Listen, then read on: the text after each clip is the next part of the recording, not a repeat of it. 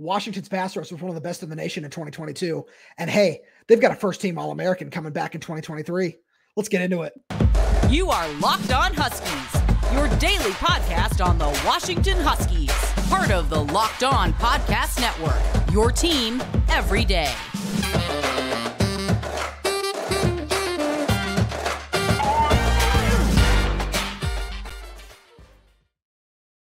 Thank you for tuning in to Locked On Huskies and for making this your first watch or first listen of the day.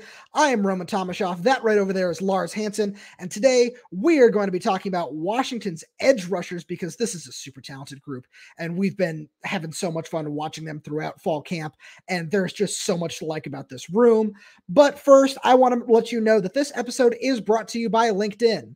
These days, every new potential hire can feel like a high-stakes wager for your small business. That's why LinkedIn Jobs helps find the right people for your team faster and for free. Post your job for free at linkedin.com/lockedoncollege. Terms and conditions apply. Lars, it's Sunday when we're recording this, but happy Monday to all those folks out there. We are officially, when this is releasing again, 12 days away from the start of the college football season. It's been a grind, but we're nearly there. All of you out there who are listening, thank you for tuning in every day. All you everydayers out there, we're almost there. And I felt that there was no better way to kick off this week. Actually, tune in to the bonus episode that got released today of our ultimate college football preview, where I and a couple other of the Locked On hosts from the Pac-12 just preview the whole conference. And I talk a lot about why Washington could win the Pac-12. So make sure you listen to that one as well. But I think that a big reason why they could win the conference is two gentlemen by the name of Bralen Trice and Tupuola-Fetui.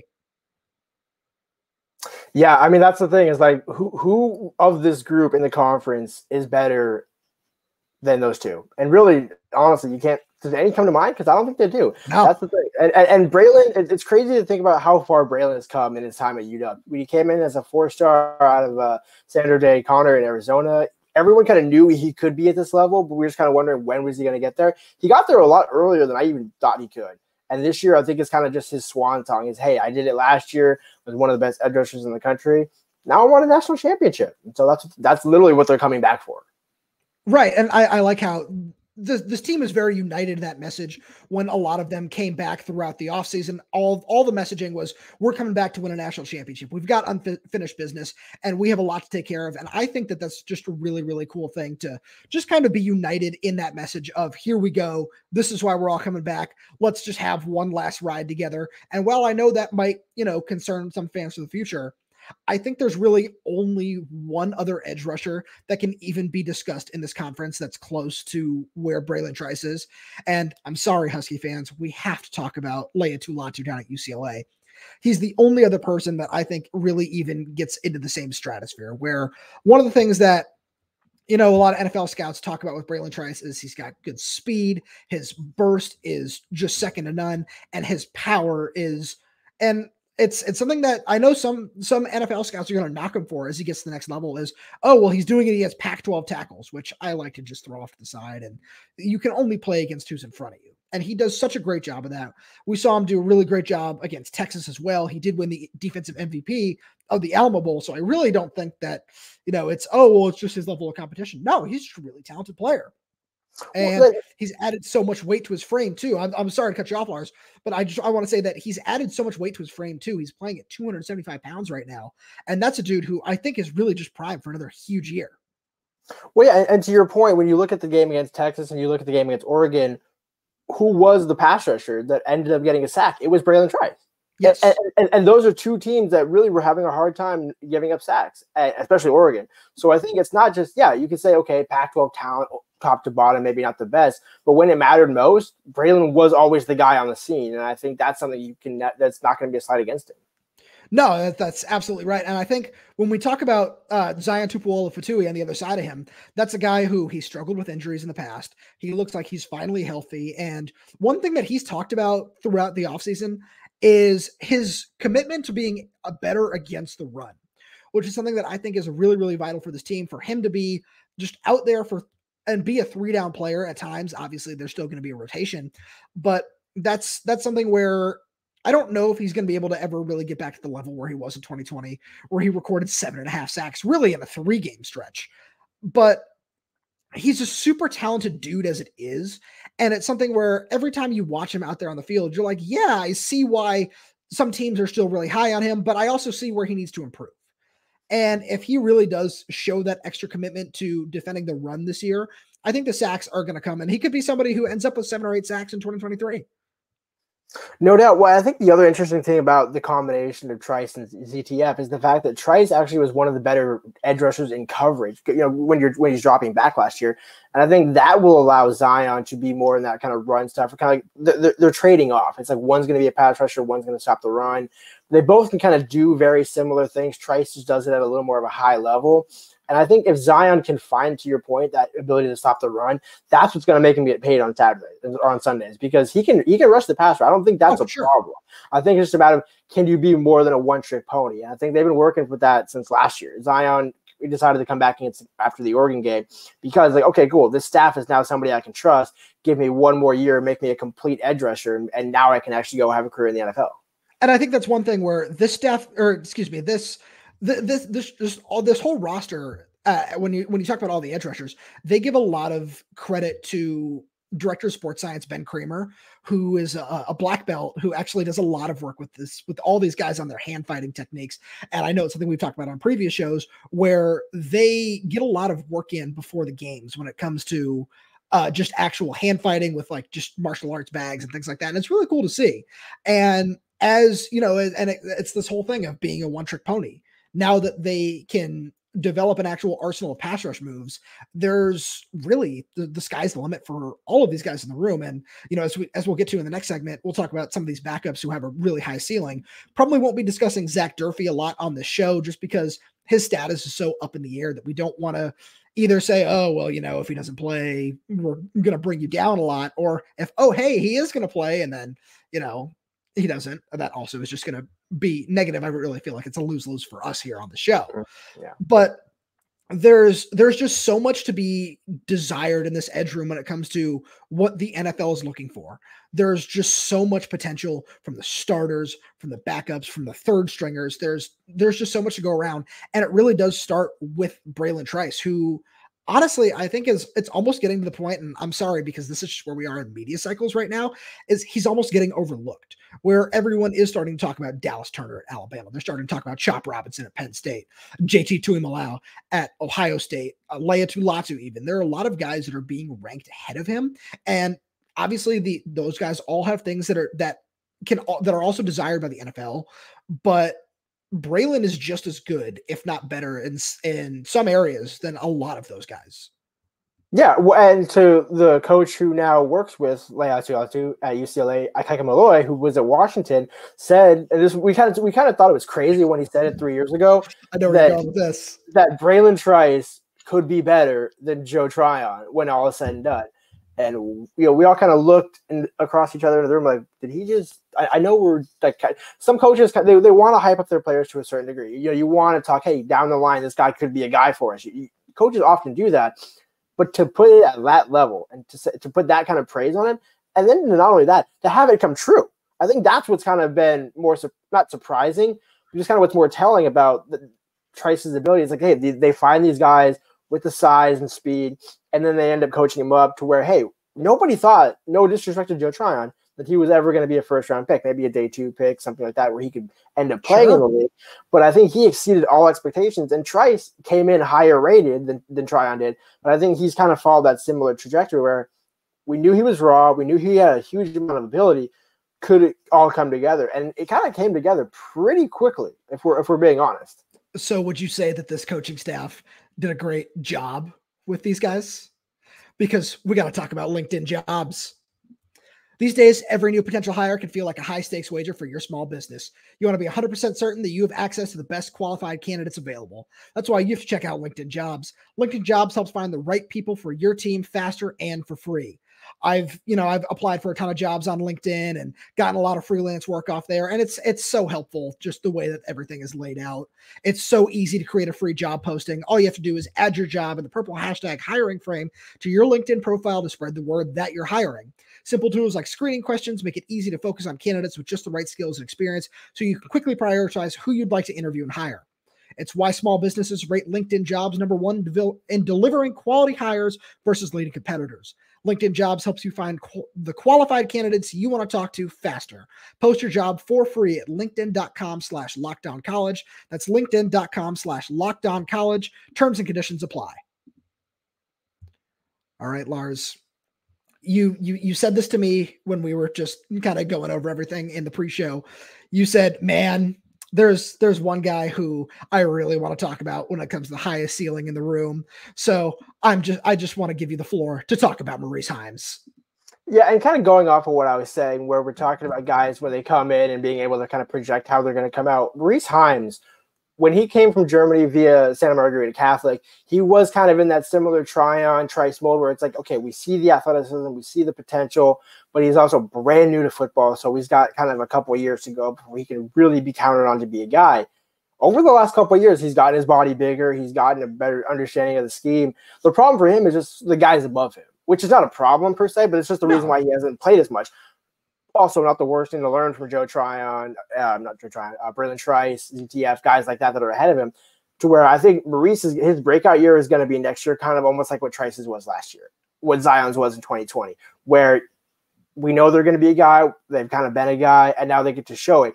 But the reason why I like Maurice so much is just he has that perfect frame for an edge rusher to where he can bring the speed. He also can drop in coverage. He doesn't have to he can get a little bit bigger, but he doesn't have to. And I think that's kind of a credit to him, to where he's got, and I think he was the guy that we were watching in the end zone midway through last year with Ben Kramer working on those hand fighting moves. And he was the third string guy. So he was a guy who's just kind of always been working. Eric Schmidt, the edge coach, said he was kind of a guy that they had marked to be, that's the next guy. When Zion and Trice leave, he's that next guy. Now, that was last year. He's kind of still working into that. But I think it's kind of the same credit to what Heike said about Bralen Trice, where it's like, hey, in a couple of years, don't be surprised when that guy has 12 sacks at the end of the year. Yes. No, and that, I don't know if I want to go as far as saying he'll have 12 sacks, but that's kind of what I wanted to say about Lance Holtzclaw as well, where he came in as somebody who has all the traits. He was super undersized compared to where Maurice Heims, you look at him and you're just like, is that dude playing in the NFL right now? Just from the way his body looks, where Lance came in at 6'5", about 210, and now he's up to 225, 230 pounds, somewhere like that. And he told me that he still wants to put on 10, 15 more pounds before he feels like really, really comfortable for a playing weight. But at the same time, he knows how far he's come in just like a year and a half. And he's a dude who has excellent burst off the edge. And just it's a lot of the same things that Maurice is. Maurice just has those extra physical tools, where Lance has been able to develop just high caliber athleticism. He's really done a great job at hand fighting. And he's a guy who's really had to, and Maurice is kind of in the same vein, where they both really needed to take a long time to learn the playbook. And now that they're getting there, and it's especially for Maurice's case, when somebody who just hasn't played a lot of football in his career, just in his life, really. And it's something now that they're coming along, you kind of look down the road, and it's something we'll get to in the next segment. I know I say that all the time, and then also something we're going to get to tomorrow is we're going to have a similar discussion, but we're going to be talking about the defensive tackles. And it's actually something I wanted to kind of bring up on this segment, because one thing that we're going to see a lot more of, because we've seen it a lot so far in camp, is that this staff likes running a bare front just along the defensive line, where it's 3 defensive tackles and 2 defensive ends. And you talked about Bralen Trice in coverage, and this is something where you can have somebody on the other side, whether it be a Maurice Heims or a Lance Holtzclaw or a Voit Tanufi or Sakai Salafoa, who is somebody we haven't really talked about, but has been excellent throughout camp, where you can have one of these guys, and maybe somebody drops into coverage, you could also just bring a 5-man pressure, and there's going to be a lot of one-on-one coverage, and there's going to be more opportunities for sacks. So you're telling me running a 2-man front, 2-down front wasn't successful in 2021? Sorry, I just had to get it out there. Only when you're playing Wazoo is that acceptable. Yeah, but to your point, I think that's what kind of, and actually, and to your point about Voit Tanufi, I think that's what kind of makes this edge group kind of interesting, is he was an interior guy, undersized. Now he's not necessarily undersized as an edge, because he looks undersized, right? If you kind of just look at him, you don't necessarily think dominant edge rusher, but then you turn on the tape and it's like, almost kind of like the offensive version of Nick Harris, the defensive version of Nick Harris, where it's like you just look at him like, oh wow, can he actually move as a lineman? Can he really control and have the strength? Absolutely. And actually, and here's the thing, Voy is a natural edge rusher. He came in and changed to defensive tackle. So I think going back out to edge is going to be a much better situation for him, and will allow you to kind of answer some of those questions that may or may not come up depending on how certain rulings come from the NCAA. To where, hey, you don't have a drop off, because again, when you bring in a guy, we'll just say it like Zach Durfee, which we got to talk about it for a sec, like Zach Durfee, but that's also why you kick out a guy like Voy, to say, hey, look, we have this guy who also is an athletic freak, but just in case that doesn't work out or for whatever reason gets delayed, we have another guy who's done it for years, even going back to high school, so we don't have to teach him this new position. Right, and it's something where one thing that I think is really fun, and having guys like Durfee and Voy, because we've seen them do it a couple times in camp also, and we saw them do it last season as well, where they lined up, the coaching staff decided to put 4 defensive ends as the 4 down linemen. And they're able to do some pretty funky stuff there, especially when you have big physical dudes who are able to play inside and out, know both positions really well, and also just super athletic.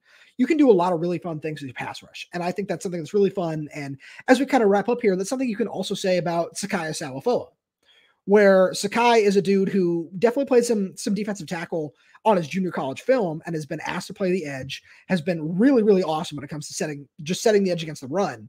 And as he kind of progresses as a pass rusher, Eric Schmidt and Sakai both have said how far he's come as a pass rusher in the year and a half that he's been on campus, especially if Zach Durfee isn't able to play. That's a dude who I think that this coaching staff is going to rely on early and often. And especially if he can defend the run, he's going to be a huge piece to this defense. Yeah, and to your point on that, I remember talking with Kyle Flood, Texas's offensive coordinator at the Alamo Bowl, about that, where it's when Washington had Jeremiah Martin, Bralen Trice, and ZTF, and a rotating cast on that fourth line. Usually Voy, but kind of it could be a couple number. It could be Lance, could be Maurice, could be depending on which game it is. But that unit, that kind of package, allowed UW to do so many different things. I mean, Kyle Flood literally said that's an NFL defense right there. But yet they can also drop into base coverage at the same point. So it's like the fact that they can do both, that's what opposing offenses were having such a problem with last year was, wait, you're going from second down to third down, and now you have all 3 pass rushers. It's like, wait a minute, who do we block? How does this work? Who's going to drop? Now you're throwing offenses off. That actually was one of the creative things that UW did last year that really kind of surprised me on defense. That actually what led to most of their success, if we're being honest. No, that's a really good point, because that's something where I feel like I pointed out actually the other day at practice, where whenever they go with this 4 edge formation, usually, or another one that they like to do is they'll run the defensive tackles at edge and the defensive ends at tackle. And they usually run a stunt off of that of some sort. And it's something where even when you know it's coming, it's really hard to defend, because the offensive line still has to execute. And especially when you get super athletic guys like Bralen Trice, and let's just say Maurice Heims out there, because he's just a big, strong, athletic dude with a head of steam coming off the edge when they're just looping around. That's trouble for offensive tackles. And you can just do so much with that on the back end. You can, as he said, drop guys into coverage. And it's a really fun way to confuse a quarterback for a defensive coordinator. And not only William Inge, but Chuck Morrell have done a really good job of being able to do that at times. And now this year, the secondary needs to convert more on some of these opportunities and turn that into more interceptions. Yeah, and I think that's kind of the thing, is when you build from the front back versus from the back front, where how Washington was under Jimmy Lake and Pete Kwiatkowski, I think that's where you allow those interceptions to come. And that's where they come, is when you have opposing quarterbacks being forced to make quick decisions. If you're able to just sit back there even for 3 or 4 seconds, that's when you start to get picked apart. And so when Washington did force turnovers early in last season, it was when the pass rush was coming. When the pass rush kind of fell off and when the injuries started to mount in the secondary, that's where the struggle started to happen. But if you could always have that consistent pass rush, it really doesn't matter who's back in the secondary, because you're going to find a way to get those turnovers, or at least force a punt, 3 and out, things like that, to where, okay, maybe we can change the field. If not, we don't get a turnover. But it starts up front with the pass rush. Now, as we sort of move on here, we're going to talk a little bit about recruiting. We're really just going to look ahead for a lot of this, because I know I said earlier we shouldn't talk about Zach Durfee when it comes to just plans for 2023, because we don't know how that's going to work out, though. But we know he's in the plans moving forward. And it's a guy who has, I know we keep saying athletic freak, but I think he might be the best example of a dude who is just a super crazy athlete and can do everything that's asked of him on the football field. We see him, working in a lot during like special teams returns and just kind of kick coverage, those kinds of things. And he's a dude who can do that, who's really strong off the edge and just has burst like you've never seen. Like this is a dude who played quarterback in high school. And if the coaching staff and the NCAA, really, that's where this all comes down to, can find a way to make sure that he's eligible for the 2023 season, that changes so much about this defense. Because and this is one of my bold takes, is that if he is eligible for the full year, and this is no shade to Zion at all, but I think that by some point in the year, Zach Durfee starts. Because he's just that talented. You can't keep that dude on the sidelines for very long. No, and to your point, but that also is why Zion can kind of kick in and kind of maybe be a defensive tackle in a 3-down or 4-down rush, to where you're still getting all four of your linemen. He's just kind of bigger because you don't want to put Durfee up the middle. I don't think that's. But at the same point, now that I say that, Durfee also could be a guy that rushes through the C gap, and so it's like there's so many different ways to use these guys. I think it's a matter of just they're going to find a way to get them all on the field. I think that's to your point. What the answer is it doesn't matter how, it doesn't matter when. They're all going to be on the. I mean, I would not be surprised if you saw all four of them on the field, so long as Durfee is cleared by the end of September, because it's just going to come to fruition. We've seen it, to your point, in practice, where there's certain guys to where no matter what the coaching staff wants to do, you just can't keep them off the field. And Durfee is one of those guys. No, that really is just exactly what he's shown. It's just a matter of the NCAA saying, hey, yeah, this guy can play. And one guy, like we can talk a little bit about 2024 and just what a combination of Durfee and Voy and Maurice Heims and Lance Holtzclaw can look like. But one guy that I really wanted to bring up in this discussion is a 2024 commit in Noah Carter. Because we've gotten some comments in the YouTube saying, hey, can you guys hit more recruiting? And I feel like, there's a decent point where we have to talk about the 2023 season because there's just so much going on. But Noah Carter has Lars, I know I've watched the film a couple times. I'm sure you have as well. It's a dude who you watch and he plays wide receiver for the majority of his film. And he is just such a crazy athlete. You kind of wonder, oh man, what's this dude's senior film going to look like at edge? 4-star edge rusher, according to On3 from Arizona. And he's rated in the top 200 by On3.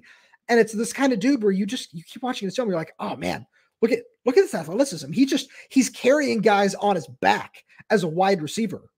Now just imagine harnessing that power and focusing on defense, which I'm sure the Washington coaching staff has had with his high school, just saying, oh, hey, since we want to use him as an edge, let's just make sure that he can do that for way more of his time this season. If you want to use him wide receiver, fine, but we really don't want him to get hurt. We really want him to focus on defense since that's what he's going to be playing when he gets here. So we'd love to see more of that out of him. Well, you know what's interesting, as you say that, one of the other guys in the room who actually started out on offense, aside from Zach Durfee, was Maurice Heims. Maurice Heims played tight end in Germany when he first was coming out to learn the game.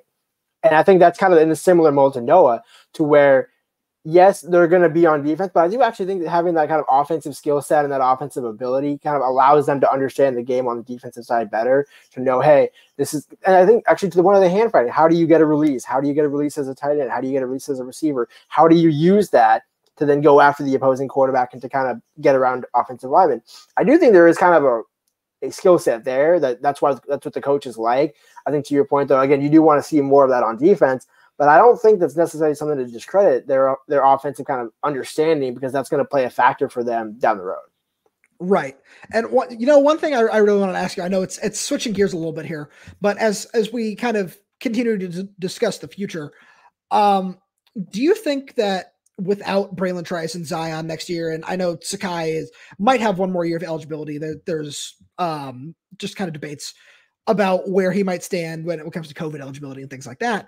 But do you think that there's going to be a massive drop-off in this room from 2023 to 2024? No, and I think I'm going to kind of cheat here, and the reason why is I think because the production that Zion and Trice and potentially Durfee and Voy are going to have this year, Washington's going to go back into the portal and get probably at least one edge rusher that we have no clue who they are right now. And that's not this is good. This is the answer I was looking for. because it's not to discredit Noah Carter. It's not to discredit Dominic Kirks, the other two kind of defensive lineman edge rushers that are coming in this 2024 class. You still want to have that guy to where, okay, Durfee, we probably know is no matter what going to be eligible in 24, but can he replicate his success from Sioux Falls to the Big Ten level now when they're going to be in 2024? You want to have a kind of guaranteed edge rusher that you know what you're going to get. Kind of like, we'll talk about it down the road, Jabbar Muhammad, a cornerback, to where you just want to bring in that veteran that you can plug and play. I think the production that Zion and Trice are going to, especially Trice, is going to have this year is going to attract some sort of transfer to say, hey, that's a defense I want to play in. And now I know I can play in it because I've seen it for 2 years in a row. So we don't know who it's going to be, but I think that's going to be where the production doesn't fall, because they have the depth. There's no question they have the depth to not fall off. But I think the point of your question is, are they going to have that top end, that same top end? Yes. And I think that's where they I don't think, and this, again, Maurice could prove me wrong. There's a few, Lance could prove us wrong. There's a few guys who could prove us wrong, but I don't think anybody is going to make that jump from where they are now this season to where Trice is right now. No, that's a great point, because this is one thing that I wrote about on Inside the Huskies. Go check it out, si.com/college/Washington. But one thing that really, because the issue is not talent. That's not the issue here. The issue here is that outside of Voitanufi and a couple snaps for Sakai here and there, nobody really has extended experience playing at the Division I level, especially with the move to the Big Ten. That's going to be its own thing, because obviously they're still going to play USC, UCLA, Oregon, where the talent level is going to be what it is. But there's still going to be major questions of, can these guys hang? Not because they're not talented, but because we haven't seen it. And yeah, we can talk a lot about, Maurice Heims is really impressive in these ways. Lance is really impressive in these ways. And we both think that they can succeed, but that's not the point. The point is they have to prove it for an extended period of time, because we can watch it in practice all we want. It's different when you line up on Saturdays against somebody who's not wearing that same color jersey that you are. Yeah, and I think that, and again, just to keep hammering the Big Ten point, it's like when you look at Ohio State, when you look at Michigan, when you look at some of these other again, this is a terrible example, but if you look at Georgia, look at Alabama, their 3 deeps are all 4 and 5 stars. Now, again, maybe Washington can't get to that level, but again, you can find ways to still get to that level in your own Washington way, to where, hey, maybe we're going to take a guy who's out of the transfer portal, who is coming from somewhat of a lower level, or maybe he's coming from the Big 12 or the ACC. Now we're going to see if we can make a step up to the Big 10/SEC level. I think that's kind of where their mindset is at, because to our point, we've said it, there's no question they have bodies. It's just you need all those top-end bodies, because, again, Washington is going to be competing for championships in the Big Ten, and much like in the Pac-12 in this last season, for years to come. And in order to do that, you cannot have a fall-off at any position, and that's hard to do. But in order to do that, you have to be proactive. They have they're doing that right now with the depth. But I think after this season, they're going to have to go back into the portal and find one more top-end guy. And I'm sure, I have no doubt, Eric Schmidt's going to find a guy in the portal, especially with the way Trice and CTF are going to play this year. Look at the way they scouted Zach Durfee. You look at that guy and you say, yeah, I think that it does need to be, not necessarily, this is not a knock on Zach Durfee at all, but there's going to be a point where they have to go out there and look for somebody like Bear Alexander. I know he plays defensive tackle, but it's just kind of one of those high-level bounce backs from a Georgia or an A&M. Or just one of these schools where it's, this guy was a super high recruit. We think we can do something with that, because that's so much of what the portal has turned into. We look at Jordan Birch at Oregon, and and I know both the guys that I just referenced are defensive tackles, but it's just this whole point of, if the Huskies can do what they're doing with players like Zach Durfee and say, this is how we developed him, this is how we developed Bralen Trice, this is how we developed Lance Holtzclaw and Maurice Heims, what can we do with this high-end talent? Because that's just really the whole discussion of the portal, and what so much of portal recruiting has turned into is, we want to give you that playing time. And if they can go out and find a guy like that, I think that really this program is going to continue to ascend. Oh, no, I completely agree. And I think that's what's going to be interesting. And I think the interesting thing for us is that's why we want to pay attention to who else you're playing and who else is around in the country, because those guys might be on your sideline next year. No, that really is a great point. Lars, I want to thank you for being here today. Be sure to check out our bonus episode about the Pac-12 preview. Be sure to tune in tomorrow when we talk about defensive tackles. Be sure to subscribe to all our work here You can go to YouTube and subscribe to Locked On Huskies. Subscribe wherever else you get your podcast. Leave us a like, leave us a comment, leave us a 5-star review. We really appreciate all of that. Any questions you have, we try to get to as many as possible. And then, of course, check out all our other work at Inside the Huskies. And you can find that at si.com/college/Washington. Thank you for joining us. And be sure to check out all of our work for the rest of the week and, tomorrow as well. Just stay tuned out, everydayers.